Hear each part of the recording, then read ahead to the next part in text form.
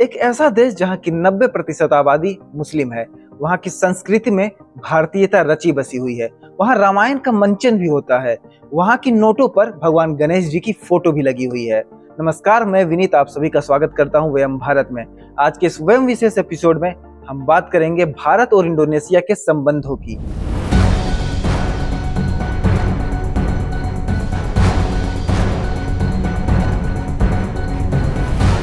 पिछले महीने ही president house में एक डिनर का आयोजन किया गया था। इस डिनर में भारत और इंडोनेशिया के टॉप लीडर उपस्थित थे। इसी दौरान इंडोनेशिया के राष्ट्रपति ने एक ऐसी बात कही जिसने सभी को आकर्षित कर लिया। उन्होंने कहा कि जब उन्होंने अपना डीएनए सीक्वेंसिंग टेस्ट कराया तो उन्हें पता चला कि उनके अंदर भारतीय डीएनए मौजूद है। उन्होंने कहा कि मेरा डीएनए भी भारतीय है। I had my genetic sequencing test and my DNA test, and they tell me that I have Indian DNA. So Indonesia के राष्ट्रपति ने इस दौरान ये भी कहा कि जब वो भारतीय संगीत सुनते हैं तो उनके अंदर डांस करने की इच्छा जागृत हो जाती है। इस दौरान इंडोनेशियाई प्रतिनिधिमंडल ने फिल्म कुछ कुछ होता है का टाइटल ट्रैक भी गाया। इस गाने और इस फिल्म की धुन भारत से बाहर इंडोनेशिया में भी है। इंडोनेशिया के राष्ट्रपति का यह बयान सिर्फ एक व्यक्ति का डीएनए परीक्षण नहीं था, बल्कि यह संकेत था कि भारत और इंडोनेशिया के संबंध कितने ऐतिहासिक हैं, कितने पुराने हैं। अगर इतिहास में झांके तो हमें यह पता चलता है कि हमारा और इंडोनेशिया का संबंध काफी पुराना है, सदियों पुराना है। चोल साम्राज्य के दौरान तो भारतीय व्यापारियों और शासकों ने इंडोनेशिया तक हमारे देश की संस्कृति, भारतीय संस्कृति को पहुंचाया था। चोल साम्राज्य ने इंडोनेशिया के कई हिस्सों में अपना साम्राज्य स्थापित किया था और अपना प्रभाव स्थापित किया था। व्यापारियों, साधुओं और यात्रियों के माध्यम से भारत की संस्कृति, परंपराएं और भाषाएं इंडोनेशिया पहुंची। यही कारण है कि आज भी इंडोनेशिया के कई हिस्सों में भारतीय संस्कृति देखने को मिलती है। इंडोनेशिया में रामायण और महाभारत की कथाएं आज भी बहुत प्रचलित है। वहां की कठपुतली नाट्य परंपरा वयांग कुलित में महाभारत और रामायण को काफी श्रद्धा के साथ दर्शाया जाता है।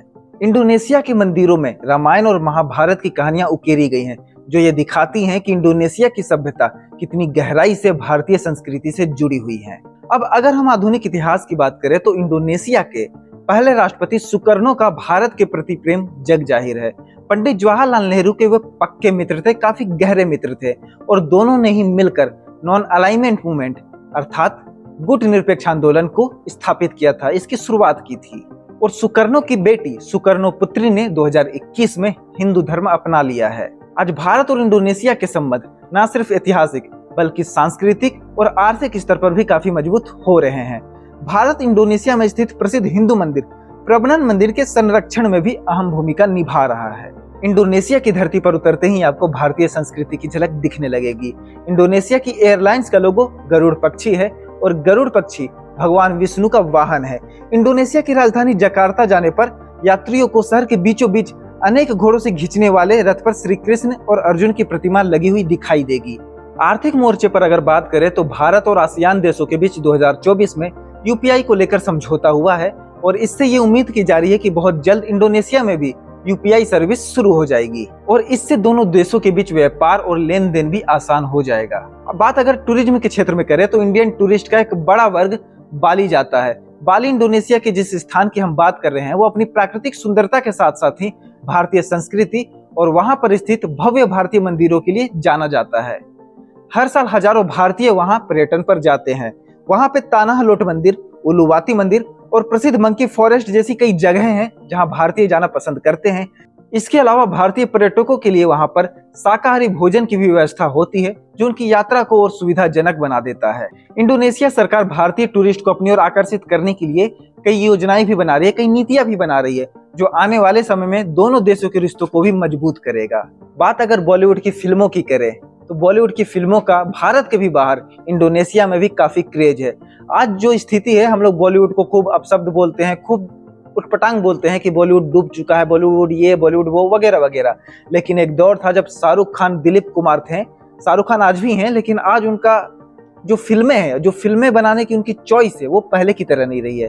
तो एक दौर था जब शाहरुख खान क्वालिटी फिल्में करते थे और दिलीप कुमार का भी दौर था।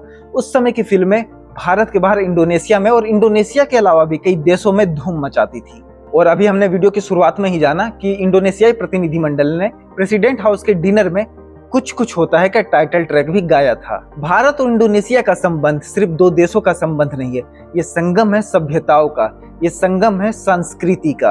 और अगर हम अपनी संस्कृति को सहेज कर चले, अपनी संस्कृति पर गर्व करें और अपनी संस्कृति को प्रोत्साहित करें, तो आने वाले समय में भारत और इंडोनेशिया के संबंध और मजबूत तो होंगे ही, इसके साथ ही हमारे आर्थिक रिश्ते भी काफी मजबूत होंगे, जो हमारे दोनों देशों के लिए ही फायदेमंद हैं। तो भारत और इंडोनेशिया के इस अनूठे रिश्ते पर, सभ्यता और संस्कृति के संगम पर हमारा व्यम विशेष का ये एपिसोड आपको कैसा लगा? अपनी राय हमें कमेंट बॉक्स में जरूर बताइएगा।